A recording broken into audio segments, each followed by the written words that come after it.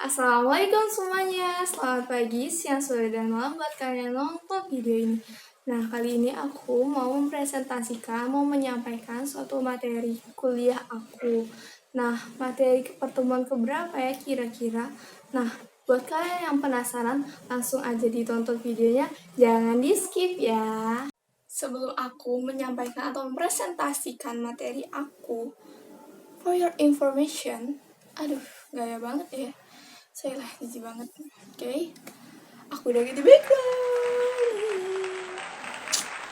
Karena background sebelumnya ada banyak kendala, masalah, dan hal apapun itu. Aku ganti background.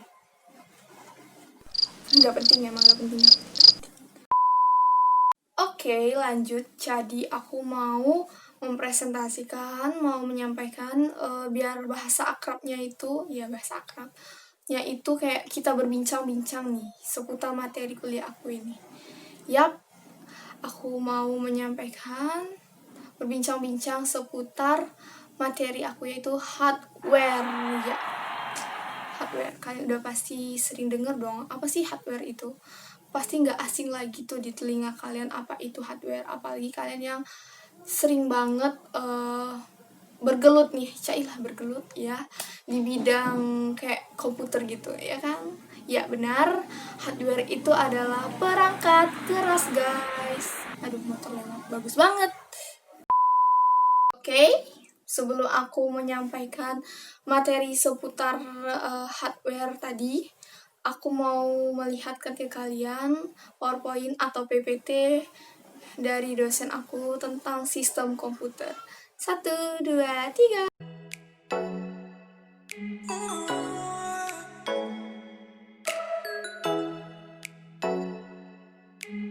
Oke, lanjut. Setelah kalian melihat PowerPoint dosen aku tadi tentang sistem komputer, aku mau jelasin tentang hardware ini.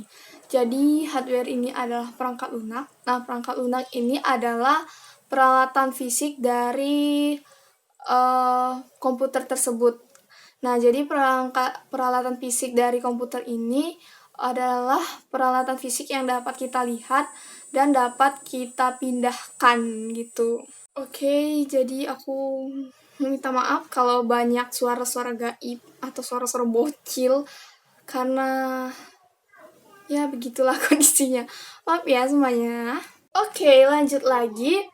Jadi hardware ini berdasarkan fungsinya dibagi menjadi 5, yaitu yang pertama input device atau unit masukan, yang kedua itu proses device atau unit pemrosesan, yang ketiga itu output device atau unit keluaran, yang keempat itu backing storage atau unit penyimpanan, yang kelima itu peripheral atau unit penambahan atau unit tambahan gitu.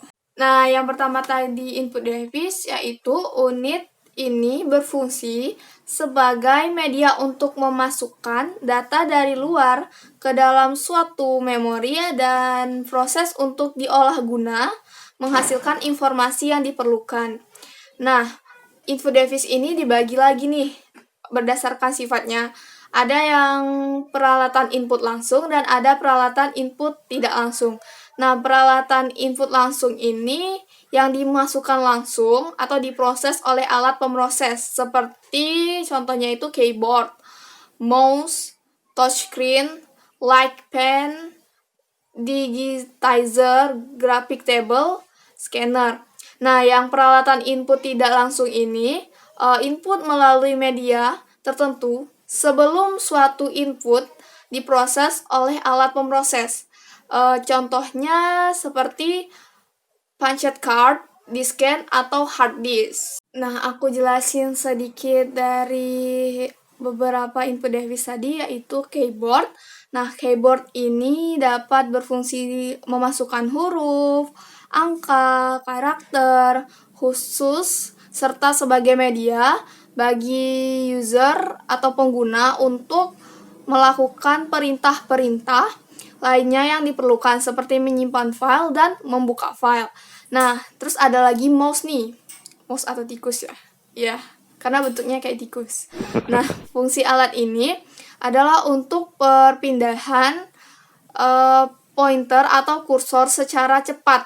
Mouse terdiri dari 3 tombol.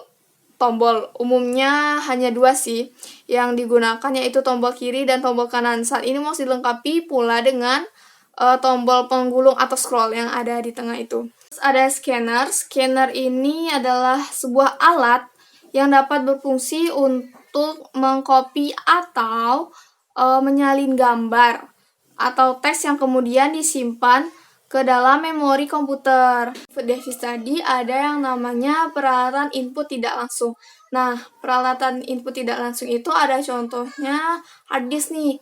Nah, buat kalian yang penasaran nih penjelasan tentang hard disk lebih mendalam, kalian bisa cek di video aku sebelumnya. Nanti aku taruh linknya di description box. Oke.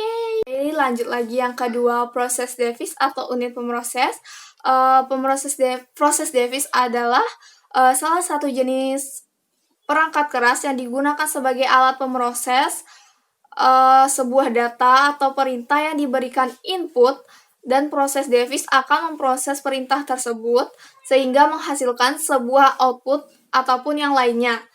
Nah, proses device juga berfungsi sebagai alat proses komputer yang diperintahkan oleh input, karena sebuah komputer tidak akan berjalan dengan baik kalau tidak ada proses device, seperti prosesor yang akan memproses perintah dari mouse dengan menggerakkan sensornya, sehingga akan tampil dalam layar monitor, kursor bergerak sesuai dari sensor mouse tersebut. Oke, alat dari proses device ini ada power supply. Power supply menyediakan arus listrik untuk berbagai peralatan CPU.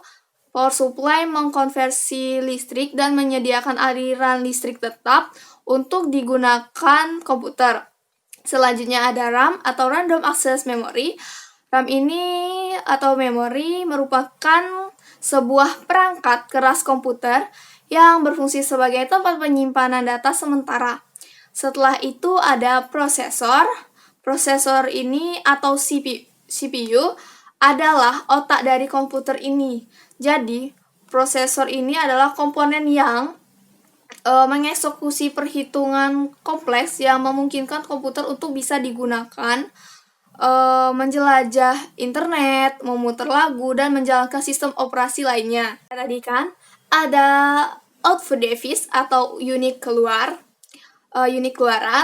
Jadi output device merupakan peralatan yang berfungsi untuk mengeluarkan hasil pemrosesan tadi ataupun pengolahan data yang berasal dari CPU tadi ke dalam suatu media yang dapat dibaca oleh manusia ataupun dapat digunakan untuk penyimpanan data hasil proses.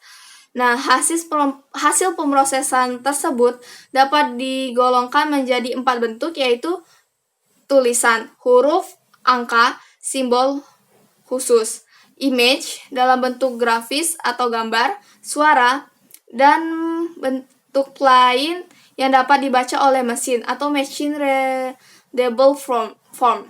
3 golongan pertama adalah output yang dapat digunakan langsung oleh manusia, sedangkan golongan terakhir biasanya digunakan sebagai input untuk proses selanjutnya dari komputer. Nah, contoh dari output device ini ada monitor.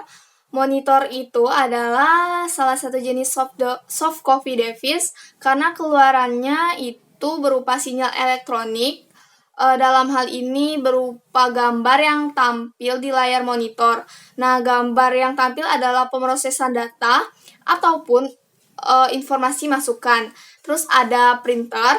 Printer merupakan sebuah perangkat keras yang dihubungkan pada komputer yang berfungsi untuk menghasilkan cetakan baik berupa tulisan ataupun gambar dari komputer pada media kertas atau yang sejenisnya.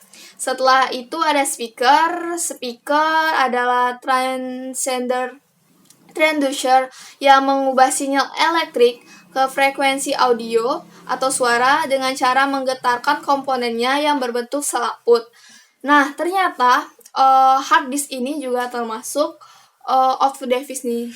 Nah, kalau kalian, aku ingetin lagi nih, kalau kalian mau memperdalam atau mau tahu seputar harddisk lebih dalam, tonton video aku sebelumnya, linknya ada di description box. Oke. Yang terakhir ini ada unit tambahan. Bagian dari unit tambahan ini ada contohnya seperti modem. Nah, modem merupakan singkatan dari dua kata, yaitu modulator dan demodulator.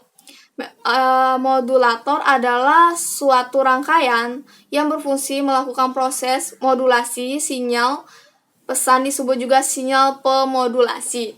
Terus ada unit tambahan sound card atau kartu suara, adalah suatu perangkat keras komputer yang digunakan untuk mengeluarkan suara dan merekam suara. Setelah itu ada unit tambahan seperti TV tuner, Bluetooth, USB card, webcam, dan memory card. Jadi itu tadi penjelasan materi tentang hardware dari aku. Aku mohon maaf sebesar-besarnya pada kalian ya, kalau misalnya aku ada salah pengucapan, masih kayak kalian gak paham apa yang aku omongin, terus tuh banyak kesalahan dari aku, karena aku juga masih belajar banyak. Kita sama-sama belajar. Kalau kalian mau kritik atau saran, boleh di kolom komentar, terbuka kok untuk kalian. Nah, terima kasih banyak buat kalian yang udah mau nonton video aku ini. Dan maaf juga nih untuk kalian kalau banyak banget suara-suara goib, entah dari mana itu suara muncul, terus banyak suara-suara bocil, suara motor lewat. Ya, mohon maaf banget sebesar-besarnya, karena ya begitulah kondisi dan keadaannya. Oke, maaf ya. Nah, sekian video presentasi aku, penyampaian aku. Semoga bermanfaat untuk kalian semua. Sampai jumpa di hal lainnya. Wassalamualaikum warahmatullahi wabarakatuh. Bye bye.